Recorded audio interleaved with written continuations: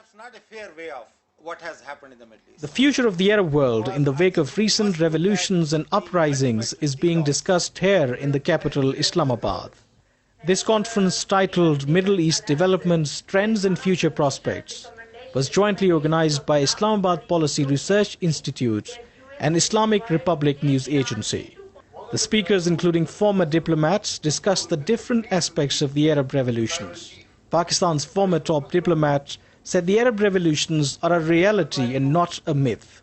The Arab street or the Arab youth is not only reacting against economic factors, they also have reacted against a very deep sense of humiliation, which they have had to suffer for the last 3 decades, if not more, largely because of Israel and the American backing for Israel. So I think we see a change. They are trying to reassert themselves, but what will happen is still wide open. Dr. Nazir Hussain, an expert on the Middle East affairs, described the Arab Spring as a popular revolution of the Arab masses against the dynastic order of governance in Arab nations. The oppression and repression launched by those regimes which have been ruling the Arab world for the last 30, 40 years, the people are fed up. And as we have discussed in this very conference, that the youth bulge, which is approximately 70% of the total population currently in the Arab world, this is very, very demonizing. And therefore, I think the youth has to play a very important role. The change is imminent.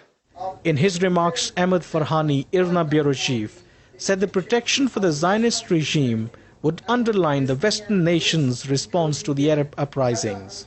The participants also criticized the policy of the West to the popular uprising in the Arab world.